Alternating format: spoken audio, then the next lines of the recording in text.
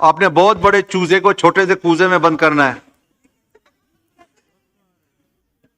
Sir वो पिछली 5 साल की जो प्रैक्टिस है वो बड़े तवील दोहराने की है। मैं कोशिश करूंगा इसको जितना जल्दी समेट सकूं। अच्छा सर, बजट से पहले आपसे एक गुजारिश मैं करना चाहता हूं कि सर ये बजट जो है, मैंने परसों भी हाईलाइट किया था कि रूल 188 ये कहता है कि जनरल प्रिंसिपल्स पे आप बात करें और स्पीकर अपने जिस तरह से आपने डिवाइड किया डिवीजन के हिसाब से हर मेंबर बात करे और आखिर में मिनिस्टर इंचार्ज या फाइनेंस मिनिस्टर या जो भी है गवर्नमेंट की तरफ से वो उन सबको समअप करे। और इस पूरे रूल्स के अंदर अगर आप देखें तो कहीं पे भी ये नहीं लिखा कि बजट के दौरान, डिस्कशन के दौरान आप कोई करारदाद पेश कर सकते हैं, ना ही आप कोई पॉइंट ऑफ ऑर्डर उठा सकते हैं, और ना ही किसी पे कैफियत तारी हो जाए तो वो खड़े होकर शोर करना शुरू कर दे कि मैं मेरा मसला सुन लो। लेकिन मैं इस ऐवान में ये देख रहा हूं जो कि पाकिस्तान का इतना संजीदा ऐवान है, जहां पे पूरे मुल्क की तकदीर के फैसले होने हैं, जहां पर लोग अपने आप को पार्लियामेंट्री नॉर्म्स के तहत यहां पर अपने आप को रिकॉग्नाइज कराते हैं। इस ऐवान में जनाब स्पीकर रवैये मैंने देखे हैं और कुछ आपकी तरफ से भी खुसूसी रियायत है उन लोगों को कि जो बिल्कुल पार्लियामानी रूल्स एंड रेगुलेशन को तोड़ते हैं। तो मेरी आपसे भी गुजारिश है कि थोड़ा सा आप भी सख्ती करें और हमारी मुकम्मल सपोर्ट आपको है, क्योंकि आपने फिर घबराना नहीं है, बिल्कुल नहीं घबराना। उधर देख के हमारी सारी सपोर्ट आपकी तरफ है। तो वो उसमें अच्छा एक और चीज ये कि सर इस ऐवान में ना पीटीआई नाम की कोई पार्टी नहीं है।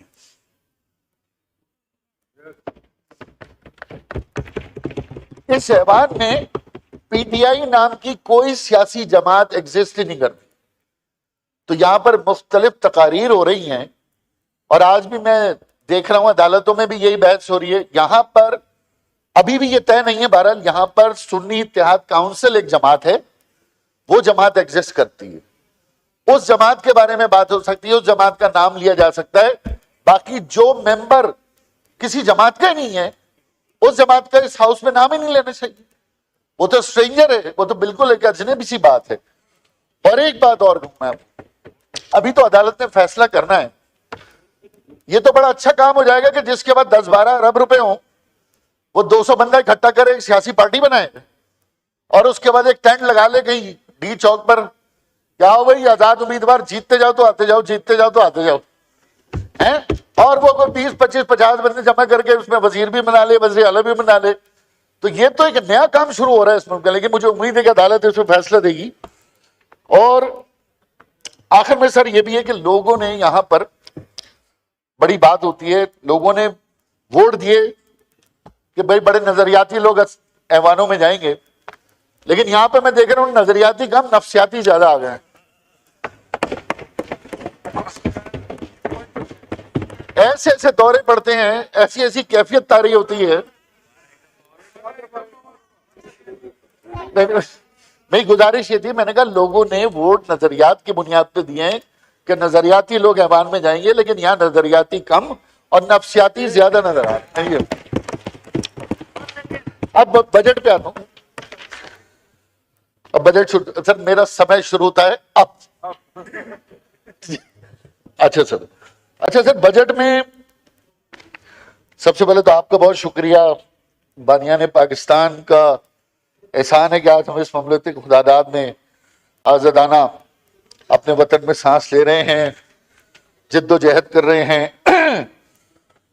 पहली चीज तो ये कि सर इस कॉन्स्टिट्यूशन में बहुत सारी एम्बिग्विटीज है, बड़ी जगह है इस कॉन्स्टिट्यूशन में रिफॉर्म करने, क्योंकि ये बैक वक्त इस कॉन्स्टिट्यूशन में फेडरल रिपब्लिक भी है, ये डेमोक्रेटिक रिपब्लिक भी है, ये इस्लामिक रिपब्लिक भी है।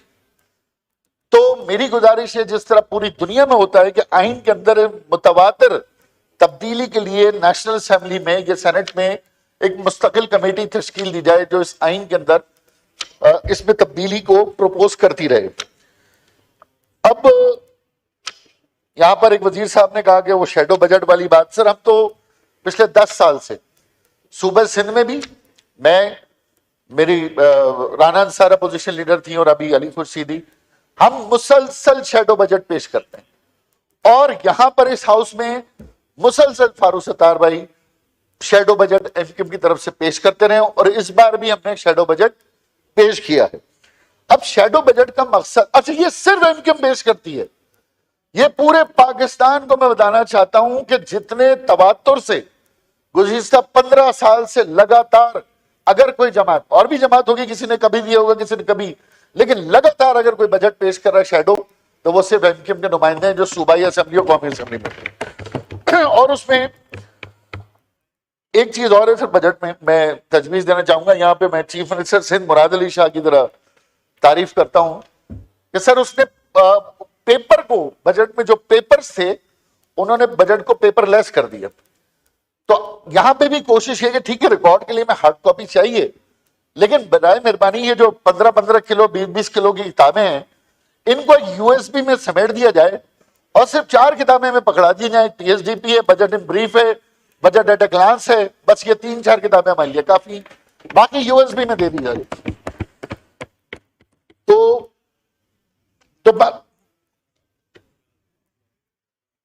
एक और चीज ये कि बजट, अभी मैं सुन रहा था कि हर दफा वजीर कहते हैं कि भाई तजावीज दें। अच्छा हुकूमत कहती है ये, और इंशाल्लाह हम भी आएंगे तो हम भी यही कहेंगे, तजावीज दें, तकरीरें करें, हमें बताएं। सिंध में भी यही होता है और इंशाल्लाह ताला हमारी बारी आएगी तो हम भी इसी तरह बेइज्जत बने बैठे रहेंगे, सुनेंगे तकरीरें, कबूल कुछ नहीं करेंगे, ना अपोजिशन का ना इत्तेहादियों का। और यही रिवायत रही है, जो एक सीट से भी ज्यादा मेजॉरिटी है दैट मेजॉरिटी रूल्स, यही हमारी जमहूरियत है। उसके बाद हम जो भी तजावीज देते रहे। अब इस बजट में थोड़ी सी एक ही बात बड़ी खौफनाक है इसमें, जो मैं गुजारिश करूंगा,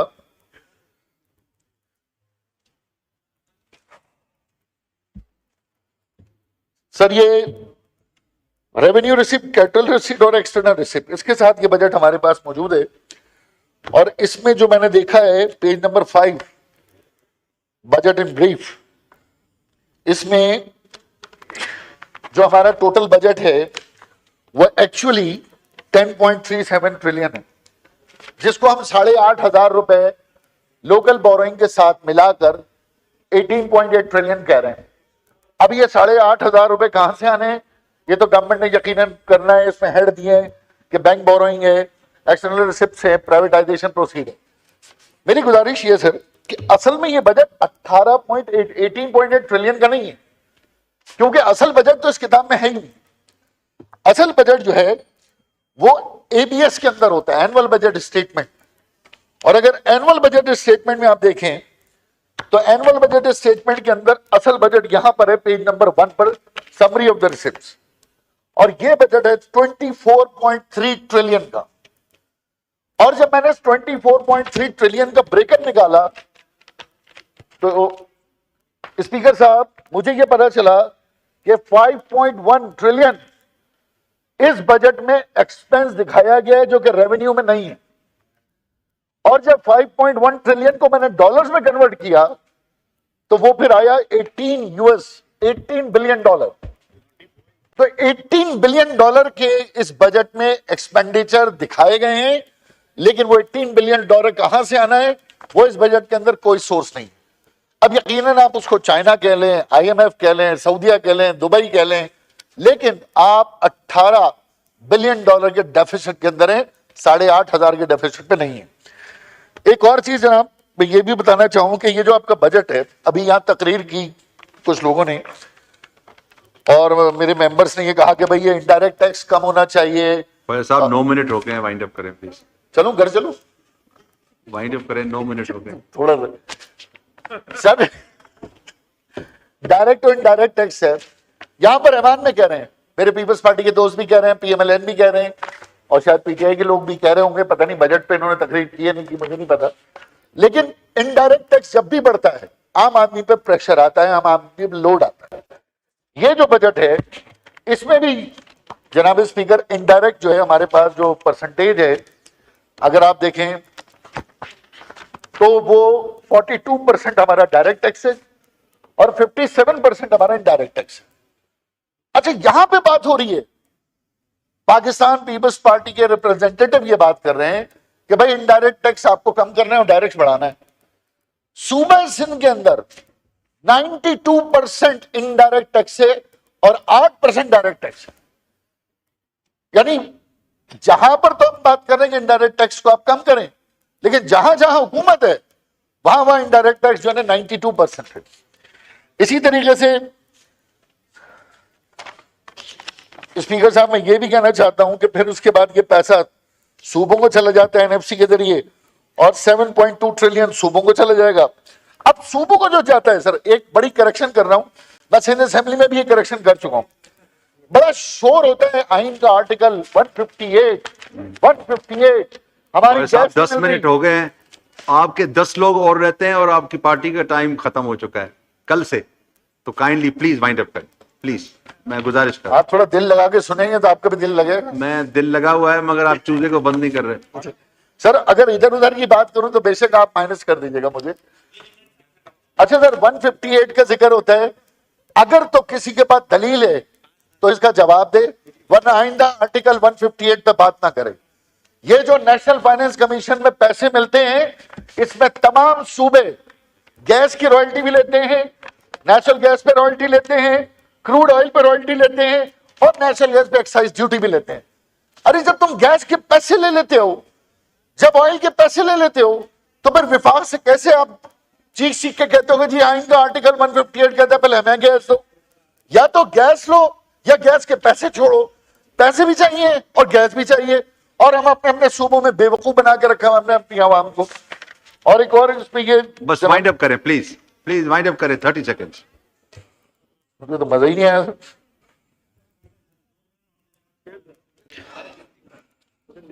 अच्छा मैं फिर स्किप करता हूं कुछ चीजें।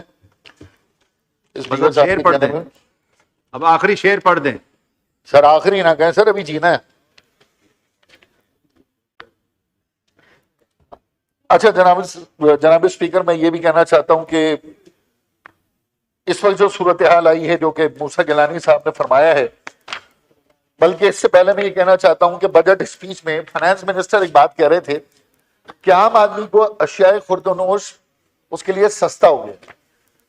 जब उन्होंने ये बात की तो मैंने फिर थोड़ा सा रेट लिस्ट निकाली कमिश्नर के पास जाकर। तो सिर्फ दो फिगर्स दे रहा हूं, फाइनेंस मिनिस्टर को नोट कर ले, मेरी करेक्शन कर दें कि जो मुर्गी का गोश्त है जिसके रेट मुझे सुनने में आया कि पंजाब से निकलते हैं, स्टॉक एक्सचेंज उसका पंजाब में, वो कमिश्नर रेट में 496 रुपीज केजी और मार्केट में 750 रुपए किलो से कम नहीं। वो अशियाए खुर्दनोश की बात हो रही है।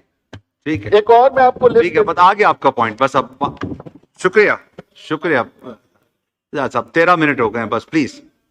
नहीं नहीं, आप ही के 10 लोग और रहते हैं, दूसरी सारी पार्टीज ने बोलना है, आप अभी जरा के लिस्ट देख लें। नहीं बस अब आपको इतना मौका दिया वाइंड अप करने का, प्लीज बस अब हो गया, बस अब हो गया। अभी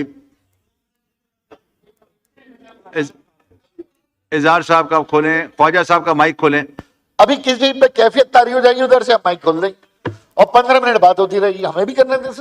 वाइंड अप करें प्लीज। अच्छा सर, इसी तरह से फाइनेंस मिनिस्टर को मैं बताना चाहता हूं कि जो लिस्ट कमिश्नर रेट है, जो लिस्ट कमिश्नर रेट है, मैं पढ़ नहीं रहा, मार्केट में कहीं पे भी उससे 100-150 रुपए किलो से कम कोई अशियाए खुर्दनोश नहीं है। ठीक है, इन दी एंड बस ये आखिरी पॉइंट। सर अब कराची का सिर्फ 2 मसले बताने हैं मुझे, फिर सोल्यूशन भी बजट का मेरे जहन में जो है वो मैं देना चाहता हूं। लिख के दे देना, फाइनेंस मिनिस्टर को लिख के दे दे, शुगुफ्ता जुमानी साहब। अच्छा जी, मैं नहीं अभी बस अब इतना नहीं होता ना, आप आके ये स्टॉप वॉच पढ़ ले, आप देख शेर पढ़ ले। 14 मिनट हो गए।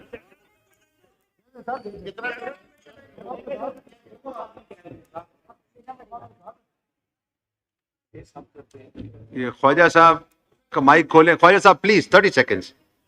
मूसा गिलानी साहब ने जुनूबी पंजाब की बात की, मैं कराची में बात कर रहा था तो मुझे फिर जुनूबी पंजाब याद आ गया। मैं बिल्कुल मूसा गिलानी साहब आपके मौक़िफ़ की 100% सपोर्ट करते हैं। जुनूबी पंजाब सूबा बनना चाहिए और पाकिस्तान में और भी सूबे बनने चाहिए।